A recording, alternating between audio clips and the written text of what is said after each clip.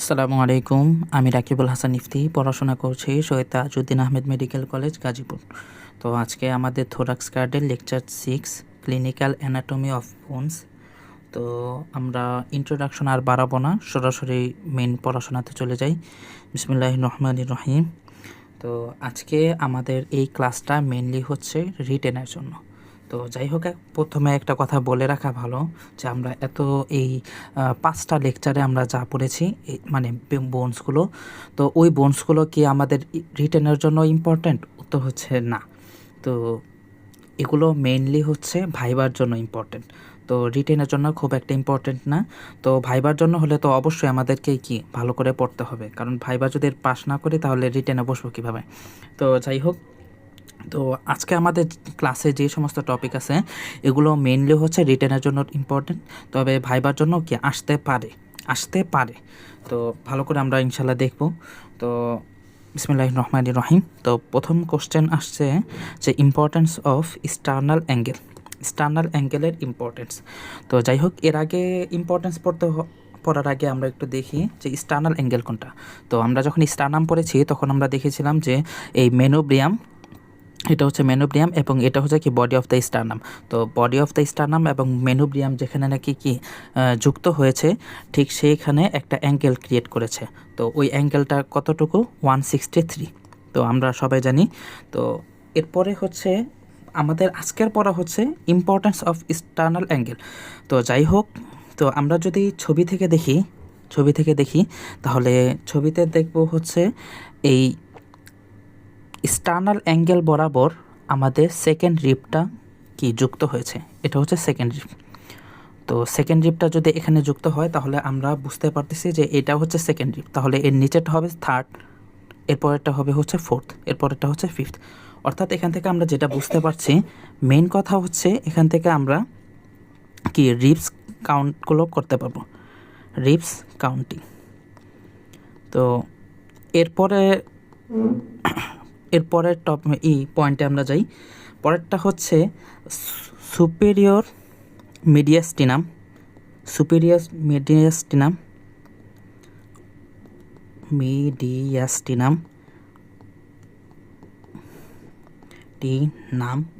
ও inferior মিডিয়াস্টিনামকে আলাদা করবে। তো মিডিয়াস্টিনাম কি? এটা হচ্ছে আমরা যখন নাকি আলাদা করে মিডিয়াস্টিনাম মানে ক্লাস নেব তখন আমরা ইনশাল্লাহ পড়ব। তো আপাতত এটা আমরা শুধু এতটুকু মনে রাখবো যে এই দুইটাকে কি পৃথক করে। তো এরপরে 3 নাম্বারটাতে যাই। 3 নাম্বারটা হচ্ছে যে ফোর্থ এবং ফিফথ থোরাসিক ভার্টিব্রায়ের ইন্টারভার্টিব্রাল ডিস্কের অপোজিটে কি সামনের দিকে থাকে হচ্ছে স্টার্নাল অ্যাঙ্গেল। তো আমরা এই ছবিটা দেখি, এই ছবিটা যদি দেখি এটা হচ্ছে স্টার্নাল অ্যাঙ্গেল, ঠিক আছে, স্টার্নাল অ্যাঙ্গেল। তো এটা ঠিক পিছনে আছে কি, এটা হচ্ছে 4 নাম্বার, কয় নাম্বার? 4 নাম্বার, আর এটা হচ্ছে 5 নাম্বার, এটা হচ্ছে 5 নাম্বার। তো এই 4 নাম্বার এবং 5 নাম্বারের মাঝখানে যেটা আছে, এই যে এই সাদা কালার, এটাকে আমরা বলতেছি হচ্ছে ইন্টারভার্টিব্রাল ডিস্ক। এটা আমরা সবাই জানি, ভার্টিব্রাল ক্লাস যারা করেছে সবাই জানি। তো যাই হোক, এটা ঠিক অপোজিটে সামনের দিকে থাকে হচ্ছে স্টার্নাল অ্যাঙ্গেল। তো এটাই আর কি মেনলি বলা হয়েছে। অর্থাৎ আমরা শুধু লিখে রাখি ফোর্থ ও ফিফথ ভার্টিব্রাল ইন্টারভার্টিব্রাল ডিস্ক এর অপোজিটে, সংক্ষেপে আমরা লিখলাম। তো আশা করি আমরা বুঝতে পারতেছি, অপোজিটে থাকে। আচ্ছা, 4 নাম্বার পয়েন্টটা দেখি। 4 নাম্বার পয়েন্টটা হচ্ছে ট্রাকিয়া ভাগ হয়, এই জায়গায় দ্বিখণ্ডিত হয় রাইট এবং লেফটে। কী হিসাবে ভাগ হয়? প্রিন্সিপাল ব্রঙ্কাইতে। এটা আমরা ছবি থেকে দেখি, যে এটা দেখতেছি, এটা হচ্ছে আমাদের ট্রাকিয়া। কি এটা? এটা হচ্ছে ট্রাকিয়া। এটা যদি ট্রাকিয়া হয়, তো আমরা ছবি থেকে যেটা দেখতেছি যে এটা হচ্ছে স্টার্নাল অ্যাঙ্গেল। তো এইটার অপোজিট হচ্ছে এই জায়গায়। তো এইখানে দেখতেছি আমরা ট্রাকিয়াটা ভাগ হয়েছে দুইটা অংশে ভাগ হয়েছে। এইচএসসিতেও আমরা পড়েছি যে ট্রাকিয়া ভাগ হয়, কী হিসাবে ভাগ হয়? প্রিন্সিপাল বা প্রাথমিক ব্রঙ্কাইয়া, ঠিক আছে। তো এই কথাটাই এখানে বলা হয়েছে। 4 নম্বর যদি এখানে দেখি, ট্রাকিয়া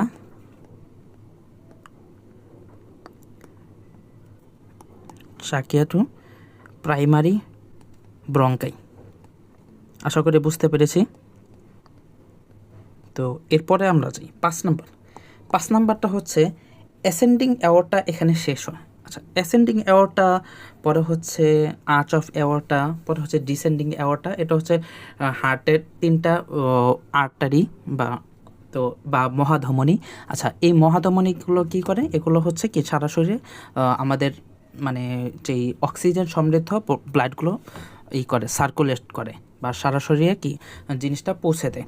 তো যাই হোক, এটা আমরা আশা করি পিছনে ক্লাসে আলোচনা করা হয়েছিল, আমরা বুঝতে পারতেছি। তো যাই হোক, তো এটা হচ্ছে স্টার্নাল অ্যাঙ্গেল। তো এটা যদি পিছনে থাকে, তো পিছনে এটা কিন্তু না, কি বলতেছি আমরা, অ্যাসেন্ডিং অ্যাওয়ার্ডটা, এটা কিন্তু অ্যাসেন্ডিং অ্যাওয়ার্ডটা না, এটা হচ্ছে পালমোনারি ট্রাঙ্ক। তো এটা ঠিক অপোজিটে বা একটু পিছনেই হচ্ছে কি, যেটা আমরা বলতেছি অ্যাসেন্ডিং অ্যাওয়ার্ডটা। তো এই ছবি থেকে যদি আমরা দেখি, এটা হচ্ছে পালমোনারি ট্রাঙ্ক, কি বলতেছি আমরা, পালমোনারি ট্রাঙ্ক পিটি, আর এটা হচ্ছে অ্যাসেন্ডিং অ্যাওর্টা। তো তো এই ছবি থেকে যেমন অ্যাসেন্ডিং অ্যাওর্টাটা খুব ভালোভাবে দেখা যাচ্ছে না। তো যাই হোক, আমরা এখানে মনে রাখবো যে এটা হচ্ছে, এটা ঠিক মানে পিছনেই। তো এটা ধরে রাখি। তো এটা যদি শেষ হয়ে থাকে, তাহলে ঠিক অপোজিটে কি হচ্ছে, অ্যাসেন্ডিং অ্যাওর্টাটা শেষ হচ্ছে, অ্যাসেন্ডিং অ্যাওর্টা শেষ হচ্ছে। আবার এরপরে হচ্ছে এটা যে বাঁক নিয়েছে, এই বাঁক নেওয়ার এটাকে, এই অংশটাকে আমরা বলতেছি হচ্ছে arch of aorta, arch of aorta. এটা কি হয়, এটা এখানে যেমন দেখি, এখানে কি শুরু হয়েছে না, ঠিক তেমনভাবে এখানে কিন্তু এই বরাবরই কিন্তু শেষ হয়েছে, মানে স্টার্নাল অ্যাঙ্গেল বরাবরই শেষ হয়ে গেছে। তাহলে এটা কী লিখবো, শুরু ও শেষ। আপনারা কি আমার কথা বুঝতে পারতেছেন? তো আশা করি বুঝতে পারতেছেন। তো এরপর 7 নাম্বারটা হচ্ছে ডিসেন্ডিং অ্যাওয়ার্টা। এই যে এই ব্লু কালার টা চলে গিয়েছে, এটাকে আমরা বলতেছি হচ্ছে ডিসেন্ডিং অ্যাওয়ার্টা। তো ডিসেন্ডিং অ্যাওয়ার্টা কি, এখান থেকে মানে স্টার্নাল অ্যাঙ্গেল বরাবর এটা কি শুরু হয় না? তো এই কথাটাকে আমরা বলতেছি ডিসেন্ডিং অ্যাওয়ার্টা শুরু হয়, ডিসেন্ডিং অ্যাওয়ার্টা শুরু হয়। তো যাই হোক, এটা যদি শুরু হয় এখানে, তাহলে শেষ কথা হয় এটা হচ্ছে অ্যাবডোমেনে। তো এটা আমাদের জানা দরকার নেই শেষ কোথায় হয়, তো এটা আমরা পরবর্তীতে জানবো। তো আরেকটা হচ্ছে 8 নাম্বার পয়েন্টে আমরা যাই। 8 নাম্বার পয়েন্টটা হচ্ছে এই ছবি থেকে যদি দেখি, থোরাসিক ডাক্ট। এটা হচ্ছে থোরাসিক ডাক্ট, এটা হচ্ছে থোরাসিক ডাক্ট, অর্থাৎ এই যে গ্রিন কালার যেটা দেখতেছি, এটা হচ্ছে থোরাসিক ডাক্ট। এটা কি এই মাঝখান থেকে এটা কি চলে যাচ্ছে, বাম দিকে চলে যাচ্ছে, বা right to left. Right to left. তাহলে 8 নাম্বারটা এখানে লিখি। 8 নাম্বারটা হচ্ছে যে থোরাসিক ডাক্ট, থোরাসিক ডাক্ট। এটা কি হচ্ছে রাইট টু লেফট ডেভিয়েন্স, বিচ্যুত হচ্ছে ফ্রম রাইট টু লেফট। রাইটকে সংক্ষেপে আমরা আরটি দিয়ে লিখি রাইট টু, আর লেফটকে আমরা সংক্ষেপে এলটি দিয়ে লিখি লেফট। তো যাই হোক, আশা করি আমরা বুঝতে পারছি। তো এখন আমরা দেখি থোরাসিক ডাক্ট কি। এটা একটু আমরা পরবর্তীতে আরও বিস্তারিত জানবো। এখন প্রাথমিকভাবে যতটুকু জানার দরকার যে থোরাসিক ডাক্ট হচ্ছে এক ধরনের কি লিম্ফ ভেসেল। তো লিম্ফ ভেসেল কি, লিম্ফ হচ্ছে ব্লাড ছাড়া আরও একটা সার্কুলেশন সিস্টেম। তো এটা আমরা এইচএসসিতেও পড়েছি। এটা কি লিম্ফ ক্যারি করে, তো সাদা হয়। আর থোরাসিক ডাক্ট হচ্ছে এটা কি লার্জেস্ট লিম্ফ ভেসেল, ঠিক আছে। তো তো এছাড়াও আরও কিছু, মানে এখানে তো আমরা 8টা কি পয়েন্ট দেখছি, তো আরও কিছু পয়েন্ট আছে, এগুলো সহজ, এগুলো আমরা যখন পড়বো নিজে পড়লেই বুঝতে পারবো। তো সেই হিসেবে আমরা নিজেদের মতো কি ইনক্লুড করে নিতে পারি। তো যাই হোক, 2 নাম্বার কোশ্চেন আসছে যে manubrium sterni is the preferred site for bone marrow aspiration, why. তো এখন দেখেন, মেনোব্রিয়াম স্টার্নি, তো এখানে বোন মেরো অ্যাসপাইরেশন হয়। আচ্ছা, বোন মেরো অ্যাসপাইরেশন বলতে কি বিভিন্ন চিকিৎসার জন্য কি বোন মেরো আদান প্রদান ইত্যাদি করা হয়। তো এখন কোশ্চেন হচ্ছে এই মেনোব্রিয়াম স্টার্নির এইখানেই কেন এই অ্যাসপাইরেশনটা হয়? বোন মেরো অ্যাসপাইরেশন হয়। বোন মেরো মানে কি অস্থিমজ্জা। তো তো যাই হোক, যেখান থেকে কি মেনলি আরবিসি উৎপন্ন হয়, বিভিন্ন এই রক্তকণিকা উৎপন্ন হয় মেনলি আরবিসি। তো যাই হোক, এটা কেন হয়, মানে এটাই কেন মানে প্রিফার্ড সাইট, অর্থাৎ ডাক্তাররা কেন এই স্পেসটাকেই প্রেফার করে। তো উত্তর হচ্ছে স্টারনাম হচ্ছে এমন একটা বোনস যেটার নাকি দুই দিকে কি কম্প্যাক্ট বোন, আর একদিকে হচ্ছে মাঝখানে হচ্ছে স্পঞ্জ বোন। আচ্ছা যাই হোক, তো স্পঞ্জ বোন এখন কি হয়েছে, এটার মেন কাজটা হচ্ছে এই ম্যানোব্রিয়াম স্টার্নি, এটা এক ধরনের সাবকিউটেনিয়াস। তো এটার মানে কি, এটা মানে হচ্ছে এটা বাইরের থেকেও বোঝা যায়, যার কারণে কি ইজিলি অ্যাক্সেসেবল। তো ইজিলি অ্যাক্সেসেবল হওয়ার কারণে জিনিসটা হয়েছে কি, আমরা সহজেই জিনিসটা এই ম্যানোব্রিয়ামটা পাই, যার কারণে এই নিডল কি ইনজেক্ট করা সহজ হয়, অ্যাক্সেসেবল। তো 2 নাম্বার পয়েন্টটা দেখি, রেড বোন ম্যারো কি এই জায়গায় থাকে all time, red bone marrow. তো এটা নর্মাল 2 নাম্বার এটা আমরা সবাই বুঝতেছি, পারসিস্ট হেয়ার এখানে থাকে, যার কারণে এখান থেকে কি এই কালেক্ট করা হয়। তো 3 নাম্বারটা দেখি, 3 নাম্বার কোশ্চেন এসেছে, why bone marrow aspiration should not be done from manubrium in children. বাচ্চাদের ক্ষেত্রে কেন ম্যানোব্রিয়াম স্টার্নির এখান থেকেই বোন ম্যারো এসপাইরেশন করাটা উচিত না। আচ্ছা, এখন আমরা দেখেছি কিছুক্ষণ আগে পড়লাম, স্টারনাম এমন এক ধরনের কম্প্যাক্ট বোন যেটা নাকি মানে এমন একটা বোনস যেটা নাকি তার দুইটা পাশে হচ্ছে কম্প্যাক্ট বোন আর মাঝখানে একটা পাশ হচ্ছে স্পঞ্জ বোন। এখন দেখেন, কম্প্যাক্ট বোন ঠিক আছে, কিন্তু বাচ্চাদের ক্ষেত্রে এই কম্প্যাক্ট বোনটা খুব থিন হয়, অর্থাৎ খুব পাতলা হয়। কি বললাম আমরা, কম্প্যাক্ট বোনটা খুব পাতলা হয়, থিন। কাদের ক্ষেত্রে? বাচ্চাদের ক্ষেত্রে। তো এই বাচ্চাদের ক্ষেত্রে থিন হওয়ার কারণে সমস্যাটা কি হয়েছে, যদি কথায় এই নিডল এখান থেকে কি পুশ করা হয়, তাহলে দেখা যাবে হইতে পারে যে এটার পিছনে এই ম্যানোব্রিয়ামের পিছনে কি থাকে, আমরা স্টার নামের লেকচারে পড়েছি বিসিএস থাকে। বিসিএস কি? বিসিএস হচ্ছে বিতে ব্রাকিওসেফালিক ট্রাঙ্ক, পরে সিতে হচ্ছে লেফট কমন ক্যারোটিড আর্টারি, আর এসতে হচ্ছে লেফট সাবক্লেভিয়ান আর্টারি। তো আশা করি এগুলো আমাদের মনে আছে। তো যাই হোক, এখন যদি নিডলটা এখান থেকে পুশ করা হয়, যেহেতু এটা থিন, খুব পাতলা, তো হতে পারে এই পিছনের যেই আর্টারিগুলো আছে এগুলো কি মানে র্যাপচার হতে পারে, এগুলো যার কারণে খুব ব্লিডিং হতে পারে, অর্থাৎ হ্যামোরেজ হতে পারে, যার কারণে কি তো তো মেন কথা কি, থিন হওয়ার কারণে নিডল এটা কি হ্যামোরেজের কারণ হতে পারে। হ্যাঁ, হ্যামোরেজ কারণ হতে পারে। এই কারণে মূলত এই বাচ্চাদের ক্ষেত্রে ম্যানোব্রিয়াম স্টার্নির এখান থেকে কি এই যেই বোন ম্যারো অ্যাসপাইরেশন এটা করা উচিত না। তো আশা করি বুঝতে পেরেছি। তো এরপরে আমরা আসি, এটা হচ্ছে ক্লিনিক্যাল পার্টে। তো ক্লিনিক্যাল পার্টের মধ্যে আমরা দেখব হচ্ছে এই দুইটা অংশ, চেস্ট দুই ধরনের। তো দুই ধরনের কি কি, এটাকে আমরা বলতেছি হচ্ছে ফানেল চেস্ট। কি বলতেছি আমরা? Funnel chest. আর এটা পরেরটাকে আমরা বলছি হচ্ছে পিজিয়ন চেস্ট। আচ্ছা, এখন দেখি ফানেল চেস্ট আর পিজিয়ন চেস্ট জিনিসটা কি।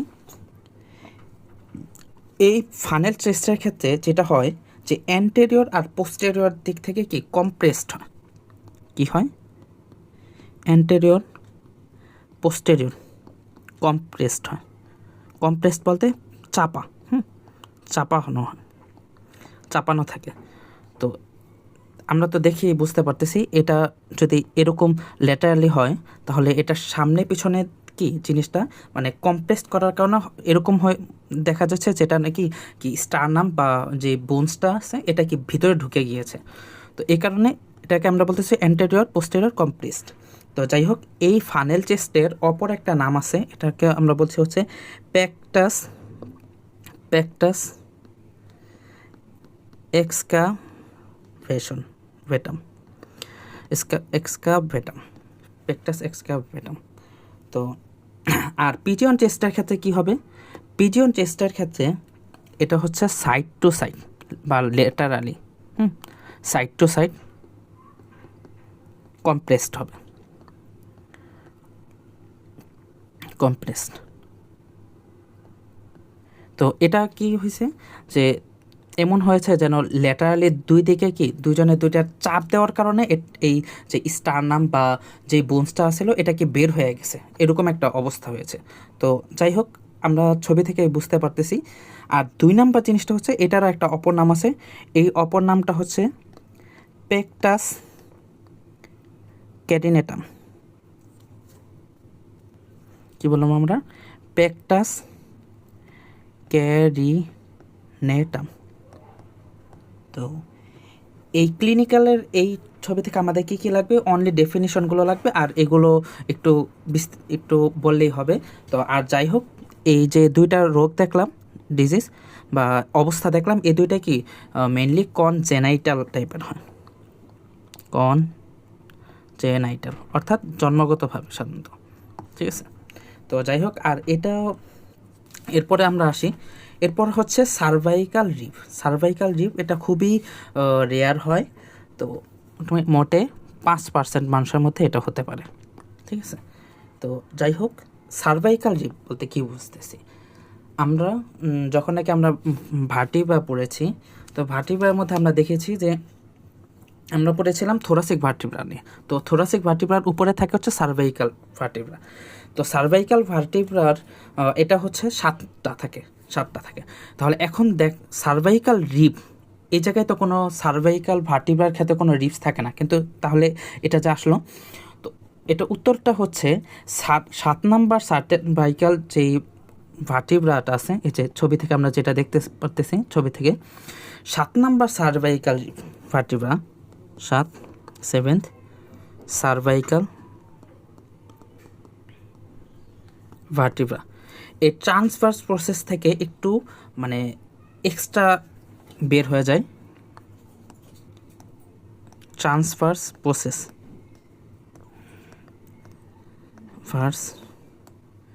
প্রসেসটা একটু বড় হয়ে যায়। তো বড় হয়ে যাওয়ার কারণে একটা কীরকম জানি একটা রিপসের মতো একটা গঠন তৈরি হয়। তো এখন এটা হওয়ার কারণে কি হবে? তো এটা মেনলি কম্প্রেস করবে, অর্থাৎ এই ভার্টিব্রা যে একটু বড় হয়ে গেল, এটা কম্প্রেস করবে। কি করবে? কম্প্রেস করবে। তো কম্প্রেস করবে কাকে? কম্প্রেস করবে হচ্ছে থোরাসিক আউটলেটকে। কি বললাম আমরা? Thoracic outlet. আচ্ছা, থোরাসিক আউটলেট এটা কি? এটা আমরা ইনশাল্লাহ যখন নাকি থোরাসিক কেজের যে ক্লাসটা আছে ওটার মধ্যে আমরা ইনশাল্লাহ বিস্তারিত পড়ব। তো আপাতত এতটুকু জেনে রাখি যে থোরাসিক আউটলেটকে এটা কি কম্প্রেস করে। এখন থোরাসিক আউটলেটকে কম্প্রেস করলে কি হবে? থোরাসিক আউটলেট দিয়ে যায় আবার হচ্ছে দুইটা জিনিস, একটা হচ্ছে সাবক্লেভিয়ান আর্টারি। কি বললাম আমরা? সাবক্লেভিয়ান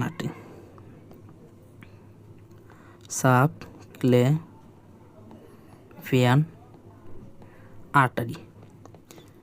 আর আরেকটা হচ্ছে lower trunk of brachial plexus. কি বললাম আমরা? Lower trunk of brachial plexus. আচ্ছা, তো ব্রাকিয়াল প্লেক্সাস বলতে কি? এটা হচ্ছে এমন একটা স্নায়ুগুচ্ছ যেটা নাকি আমাদের হাতের দিকে বা আর্মের দিকে কি নার্ভ সাপ্লাই দেয়। তো যাই হোক, এখন আমরা দেখি একটা দেখি সাবক্লেভিয়ান আর্টারি। তো সাবক্লেভিয়ান আর্টারি সংক্ষেপে লিখলাম সাবক্লেভিয়ান আর্টারি। তো এইটা হচ্ছে এরকম, আমরা একটা ছবি যদি ড্র করি, এটা যদি ধরি সাবক্লেভিয়ান আর্টারি, তো এটা একটু সামনে গিয়ে তো গঠন করে ব্রাকিয়াল আর্টারি। কি বললাম আমরা? Brachial artery. তো এখন দেখেন সাবক্লেভিয়ান আর্টারিতে যদি এরকম হয় যে কম্প্রেসড হয়ে যায়, দুই দিকে কম্প্রেসড হয়ে গেল, তাহলে অর্থাৎ চাপা হয়ে গেল, চেপে গেল, তাহলে চেপে গেলে কি পরবর্তীতে ব্রাকিয়াল যে আর্টারি ওইটাতে মানে ব্লাড সার্কুলেশন ইত্যাদি ইত্যাদি বাধাপ্রাপ্ত হবে। তো এটাই কথা। তো এখন দেখেন যার কারণে কি প্রবলেম হবে। তো এখন দেখেন যে আমরা পড়তেছিলাম হচ্ছে lower trunk of brachial plexus, এখানে আবার আসি। তো এই জায়গায় হলে এইখান থেকে পরবর্তীতে আসে হচ্ছে কি আসে, আলনার নার্ভ। আলনার নার্ভ এখান থেকে উৎপন্ন হয়। তো আলনার নার্ভ এখান থেকে তৈরি হলে কি হবে, যে আমরা এই ছবি থেকে দেখতেছি যে এটা হচ্ছে আলনার নার্ভ, এই যে হলুদ কালার। তো এই আলনার নার্ভগুলো এটা হচ্ছে মিডিয়াল পার্ট দিয়ে গিয়ে হাতের দিকে চলে গেছে। তো হাতে যে স্মল যেই মাসেলগুলো আছে ওই জায়গায় জিনিসটা কি পাস করে নার্ভ সাপ্লাই দেয়। তো নার্ভ সাপ্লাই দেয়। এখন যদি এরকম হয় যে আলনার নার্ভটা কি ড্যামেজ হয়ে যায়, তখন দেখা যাবে যে এই মিডিয়াল পার্টটা তখন এই সেন্সেশন এটাকে নষ্ট হবে, মিডিয়াল পার্টের সেন্সেশন নষ্ট হবে, সেন্সেশন নষ্ট। আবার এটা তো এই হাতে যে ছোট ছোট মাসেলগুলো ছিল, এই মাসেলগুলোতে কি ভালোভাবে কাজ করতে পারবে না, যার কারণে কি হবে, মাসেলটা শ্রিঙ্ক হয়ে যাবে। কি হবে, মাসেলটা শ্রিঙ্ক হয়ে যাবে। এখানে আগে বুঝাইনি, মাসেলটা শ্রিঙ্ক হয়ে যাবে। মাসেল শ্রিঙ্ক হয়ে বলতে অর্থাৎ মাসেলটা ছোট হয়ে যাবে, শ্রিঙ্ক। তো মাসেল শ্রিঙ্ক হওয়ার কারণে এটা ছোট হয়ে যাবে, যার কারণে কি হবে, মেইন কথা হচ্ছে ফিঙ্গারগুলো কি মুভমেন্ট করতে পারবে না ঠিক মতো। এই যে দেখি ছবির মধ্যে যেরকম দেখতেছি, এই যে মাসেলগুলো যেহেতু শ্রিঙ্ক হয়ে গেছে, যার কারণে কি এই আঙ্গুলগুলো ঠিক মতো নাড়ানো যাবে না। তো আশা করি আমরা বুঝতে পেরেছি। এখন আমরা শুধু লিখে রাখি আলনার নার্ভ। তো আলনার নার্ভ যখন কি ড্যামেজ হয়ে যাবে, তখন দেখা যাবে হচ্ছে এই যে স্মল হ্যান্ডস, স্মল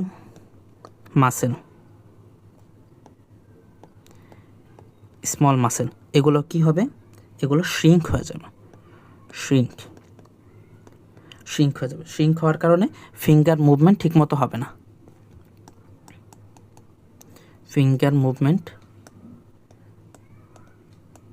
ঠিকমতো হবে না, প্রবলেম।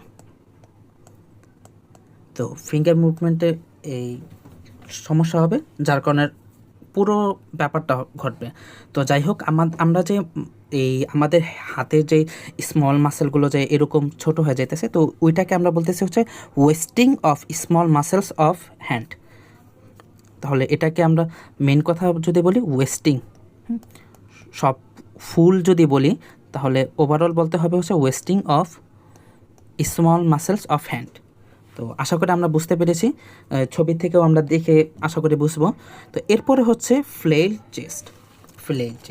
তো ফ্লেইল চেস্ট জিনিসটা কী হবে, তো এটা হচ্ছে মেনলি এই আমাদের যে থোরাসিক কেসটা আছে, তো এখানে কয়েকটা রিবস এগুলো কি হবে, ফ্র্যাকচার হয়ে যাবে।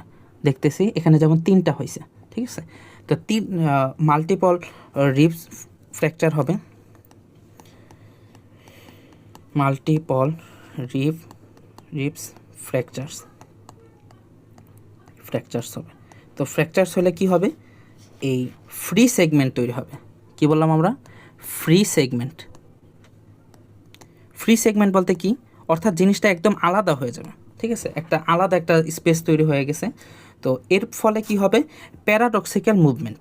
আচ্ছা, প্যারাডক্সিক্যাল মুভমেন্ট বলতে কি বুঝাইতেছে আমরা, প্যারাডক্সিক্যাল মুভমেন্ট আমরা লিখে রাখি, অর্থাৎ যেরকমভাবে একটা স্বাভাবিকভাবে মানে একটা মুভমেন্ট হওয়ার কথা ছিল, এটার ঠিক উল্টাটা হবে। অর্থাৎ কথা আমরা এইচএসসির মধ্যে পড়েছি, যখন নাকি আমরা শ্বাস প্রশ্বাস গ্রহণ করি তখন রিবসগুলো কি উত্তোলিত হয়, উপরের দিকে ওঠে। তো আর যখন নিঃশ্বাস নেওয়া হয় তখন কি হবে, বা শ্বাস ত্যাগ করা হয়, তখন এই রিবসগুলো আবার নিচের দিকে চলে যায়। কিন্তু যদি এরকম হয় যে ঠিক উল্টোটা হয়েছে, অর্থাৎ শ্বাস প্রশ্বাস গ্রহণের সময় এই রিবসগুলো উপরে ওঠার পরিবর্তে কি নিচের দিকে নামে, উপরের দিকে ওঠার পরিবর্তে নিচের দিকে নামে, বা নিঃশ্বাস নেওয়ার যখন নাকি শ্বাস ত্যাগ করা হবে তখন নিচে নামার পরিবর্তে এটা কি উপরের দিকে উঠতেছে, তখন যেই মুভমেন্টটা হবে সেটাকে আমরা বলছি হচ্ছে প্যারাডক্সিক্যাল মুভমেন্ট। তো এর ফলে সামষ্টিকভাবে কি হবে, সামষ্টিকভাবে যদি বলি তাহলে হবে হচ্ছে ব্রিথিংয়ের প্রবলেম, অর্থাৎ শ্বাস প্রশ্বাসের সমস্যা হবে। তো আশা করি আমরা আমাদের এতটুকু পড়া বুঝতে পেরেছি। তো এতক্ষণ সাথে থাকার জন্য ধন্যবাদ। পরবর্তী ভিডিওতে আমরা নতুন কোনো টপিক নিয়ে ইনশাআল্লাহ পড়াশোনা করব। ততক্ষণ পর্যন্ত ভালো থাকুন, সুস্থ থাকুন। আসসালামু আলাইকুম।